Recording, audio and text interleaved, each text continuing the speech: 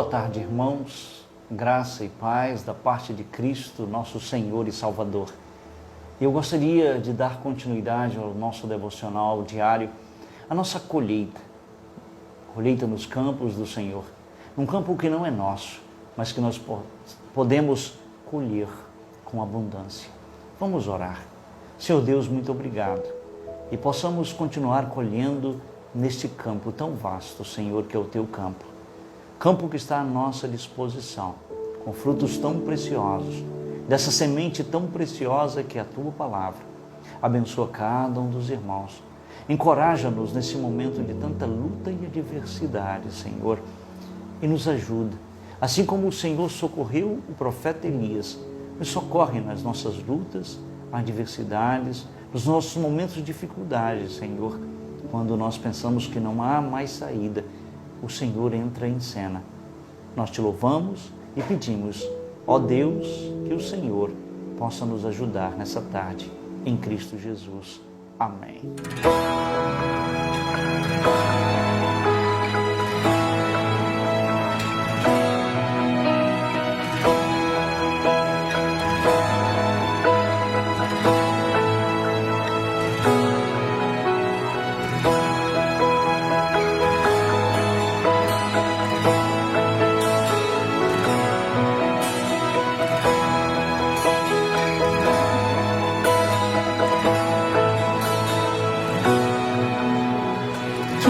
Separará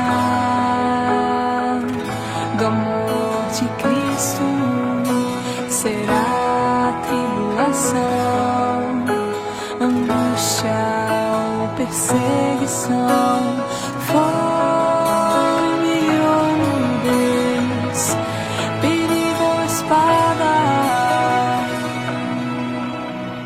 Quem nos separará de Cristo?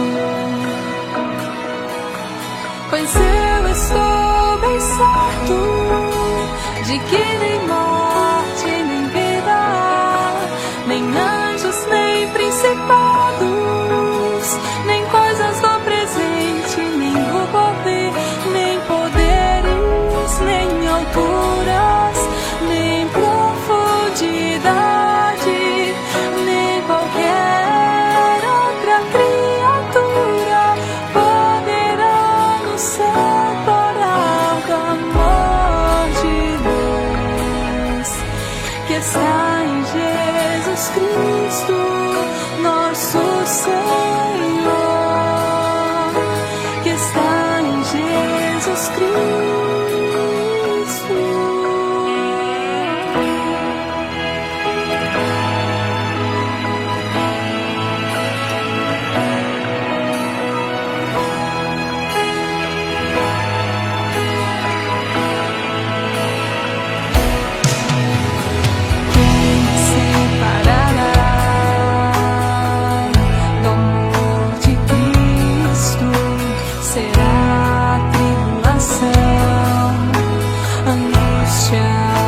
Perseguição, fome ou nudez, perigo ou espada.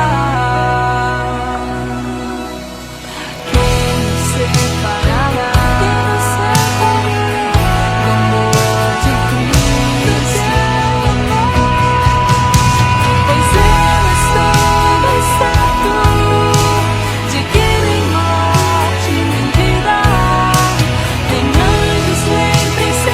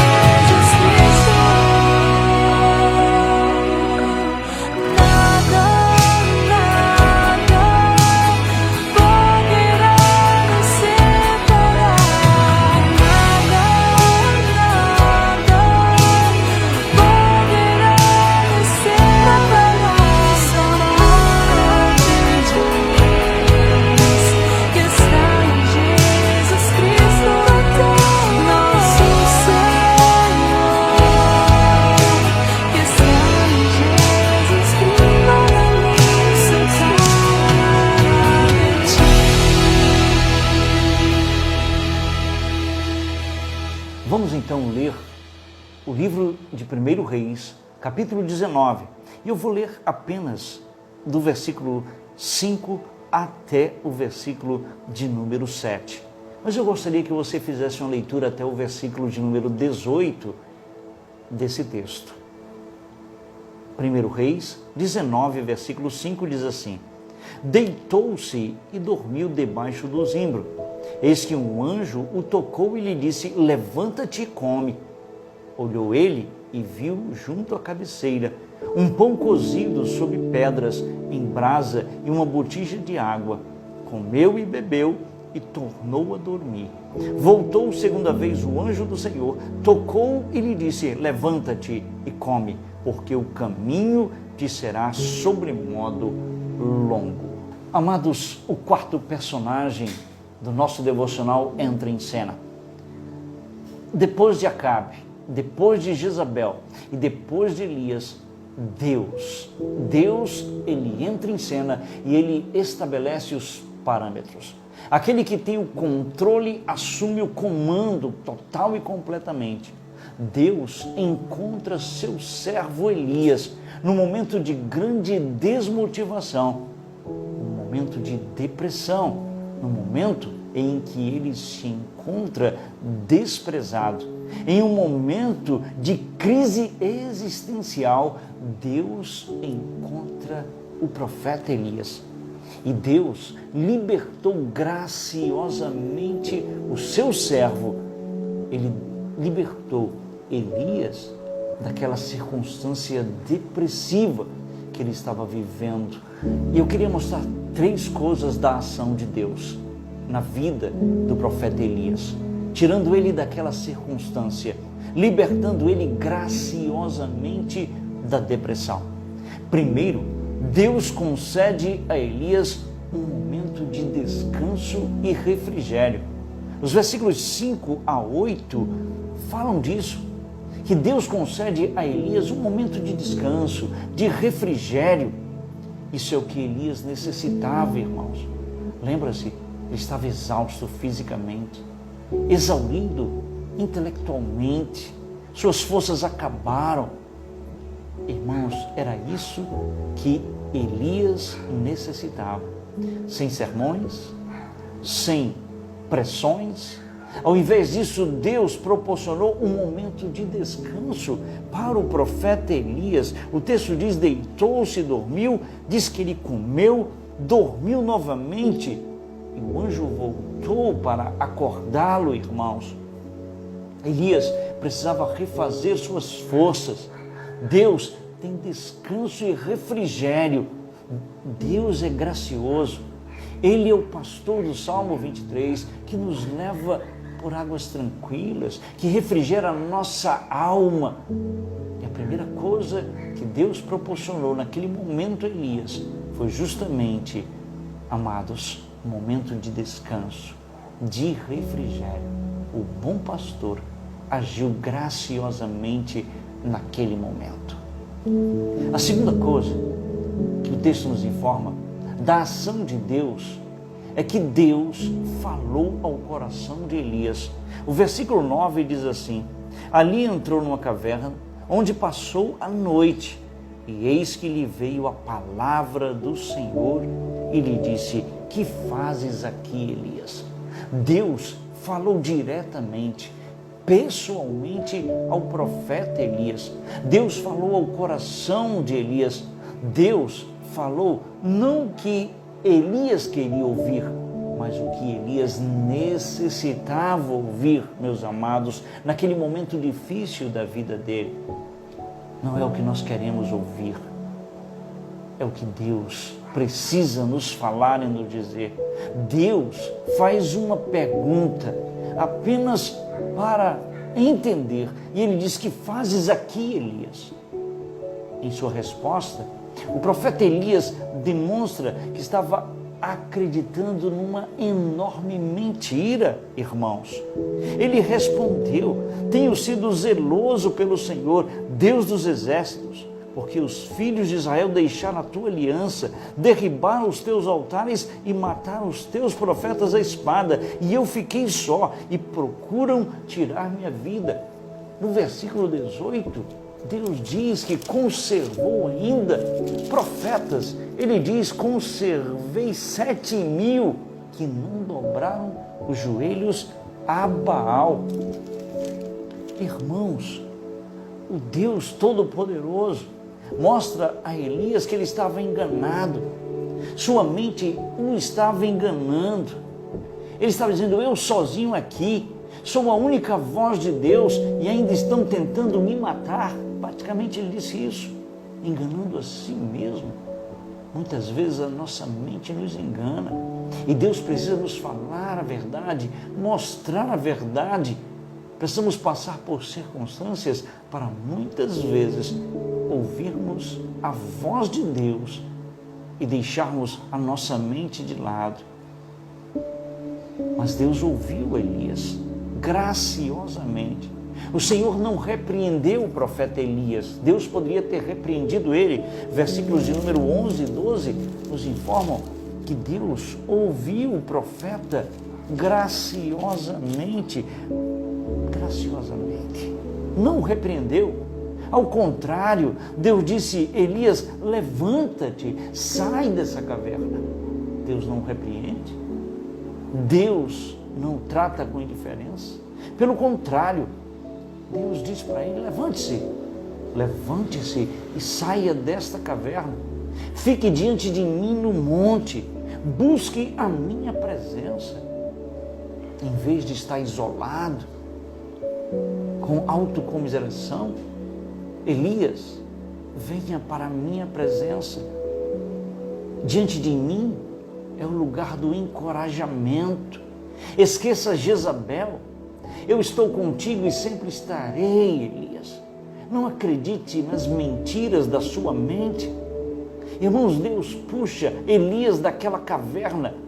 Deus tira Elias da caverna da desmotivação e do desespero e da depressão. Versículo de número 13 nos informa isso. Veja o que diz o versículo: ouvindo Elias, envolveu o rosto no seu manto e saindo, pôs-se à entrada da caverna. Deus tira Elias daquela situação e pergunta a ele novamente: que fazes aqui? A resposta de Elias tem o mesmo conteúdo de sentimentos do versículo 14. Novamente, ele deixa sua mente tomar conta e enganá-lo, amados irmãos. Mas Deus mostrou a Elias que ele ainda tinha um trabalho para Elias fazer. Versículos 15 a 18. Deus disse: vai, volta o teu caminho para o deserto de Damasco, e chegando lá, unge a Azael, rei sobre a Síria. Deus, nesses versículos, mostra que ele ainda tinha um trabalho para Elias fazer. Em vez de ficar aí recluso, com medo de Jezabel, deixando ser enganado pela mente, eu tenho um trabalho para você fazer, Elias. E última coisa da ação de Deus é que Deus providenciou uma companhia para Elias. Versículos 19 ao 21, é interessante que partiu, pois, Elias dali e achou Eliseu, o seu sucessor. O profeta Eliseu aparece no cenário agora. Graças ao modo bondoso de Deus, Elias se arrastou para fora da caverna. Deus o fortaleceu. Deus sabe os conselhos para ele. Mostrou que ainda havia um trabalho a ser feito. Proporcionou a Elias a presença dele, para que ele entendesse que ele era parte significativa do seu plano. Deus tirou Elias do isolamento, amados irmãos, da caverna. Ele colocou um amigo próximo e pessoal, alguém que podia servir a ele e encorajá-lo naquela circunstância. Irmãos, Elias precisava voltar os olhos para o Senhor. Isso era absolutamente essencial. Seu poder, sua força eram provenientes do Senhor. E Deus proporcionou esta companhia o profeta Eliseu, que a partir daqui começa a andar lado a lado com o profeta Elias. Mas Elias precisava voltar-se os olhos para o Senhor, pois ele dependia do poder e da força do Senhor. Por isso, irmãos, quando as circunstâncias adversas vierem, quando os sentimentos assaltarem os nossos corações e as nossas mentes, lembre-se, há um outro personagem, o Deus Todo-Poderoso, está no controle de tudo, está pronto para te auxiliar como auxiliou. Ele quer te conceder um tempo de refrigério e descanso. Ele quer falar ao teu coração como falou ao coração de Elias. E Ele quer colocar ao teu lado alguém que possa te ajudar, te encorajar, alguém que Ele possa usar graciosamente para te ajudar nos momentos de aflição. E é esse o nosso propósito, ajudar você, pela graça de Deus e com a palavra de Deus. Em nome de Jesus. Amém.